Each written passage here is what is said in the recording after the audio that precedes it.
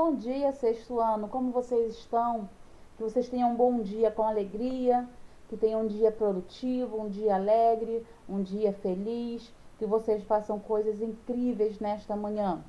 Vamos lá, mais uma apresentação de ciências, turma 601 e 602.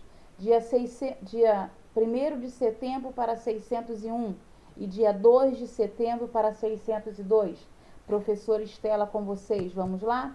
Vamos falar hoje sobre as propriedades da água, algumas das propriedades, tá? Porque tem mais coisa aí pela frente. A água, ela exerce pressão. Vamos lembrar o que é pressão? Vamos lá. Quando você pisa sobre um solo fofo, como a areia de uma praia, os seus pés deixam marcas no chão. Nós dizemos que, nesse caso, que o seu corpo exerceu uma pressão sobre o chão. O que essa pressão deixou nele? Marcas. Se o solo fosse duro, as marcas não ficariam tão visíveis, mas ainda assim, o chão estaria recebendo a mesma pressão dos seus pés. Como tem na foto aí ao lado, nós temos aí um chão fofo e seu pé faz uma pressão. Se o solo é fofo, vai deixar marcas bem intensas nesse solo fofo. Se o chão for mais duro, a pressão vai ser a mesma, tá? Mas só que a marca vai ser menor. Então, podemos dizer que pressão é o resultado da ação de uma força sobre uma superfície. Quando nós mergulhamos, à medida que nos colocamos para o fundo, aumenta a altura da coluna líquida acima de nós. Quanto maior a altura dessa coluna, maior será a pressão exercida sobre o líquido sobre nós. Por essa razão, nas profundezas dos oceanos, a pressão da água é grande e o homem não consegue chegar até lá sem equipamentos de proteção contra a pressão. Por que eu coloquei esse texto, essa imagem, para você ver ali? Porque além dele ter ali a pressão, o peso de toda a atmosfera, tem também a pressão da água, né? A pressão vai fazer peso sobre o corpo humano. Então, por isso que em muitas profundidades, né, grandes profundezas do oceano, a pressão é tão grande, que o homem ele não pode ficar lá nessa parte, nessa profundidade, sem um equipamento específico, tá? Que no caso são aquelas roupas que parecem roupas de astronauta, ou até mesmo mini submarinos.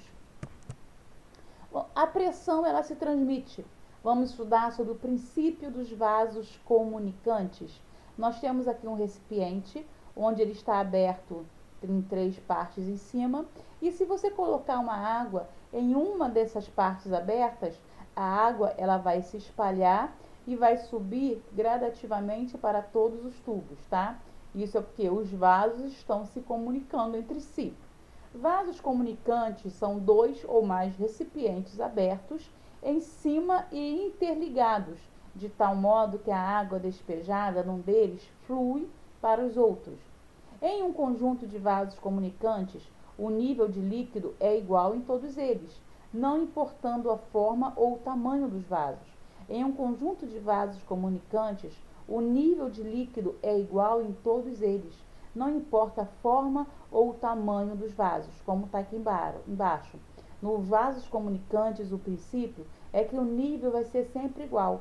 Se as portas estiverem abertas, as bordas, sempre vai ter o mesmo nível, independente da forma que esse vaso comunicante tiver. Distribuição da água. Quando você abre uma torneira e a água jorra, de onde provém essa água abundante?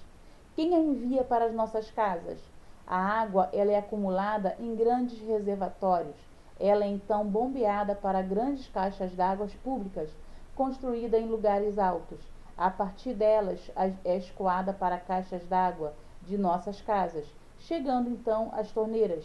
A água sempre passa de uma caixa mais alta para a caixa mais baixa e vai da caixa da nossa casa para a torneira, obedecendo o princípio dos vasos comunicantes. Veja a sequência das figuras ao lado. Olha só. Então, o vaso comunicante ele é utilizado para a distribuição da água. Ali em cima nós temos uma caixa d'água, né? E temos um vaso comunicante no mesmo nível. Então, essa água não vai transbordar. vai continuar no mesmo nível. Se esse cano for cortado mais abaixo da caixa, essa água vai ficar jorrando permanentemente, até que alguém feche essa tubulação. No caso aí, nós podemos falar que são as torneiras. Se você abre uma torneira, a torneira está abaixo da caixa d'água. Essa pressão da água, lembra da pressão? Ela vai descer e vai fluir pela bica. Se você fecha, você eliminou a saída dessa pressão da água. E nós temos aí embaixo, ó, a caixa pública de água. É distribuída para todas as casas residenciais.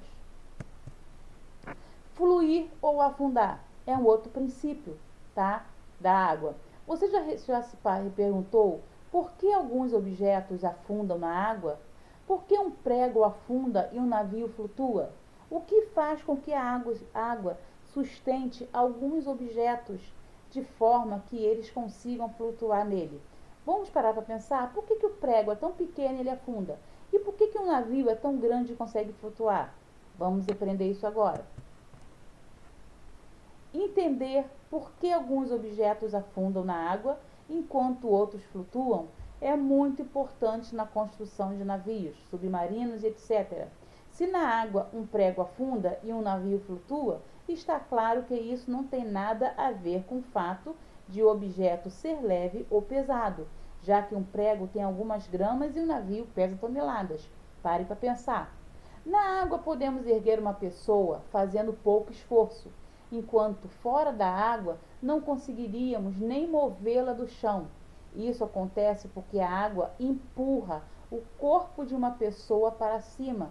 A força que a água exerce nos corpos mergulhados de baixo para cima, como um empurrão, é denominado empuxo. O empuxo é uma força de sustentação dirigida para cima quando se mergulha com algum objeto dentro de um líquido.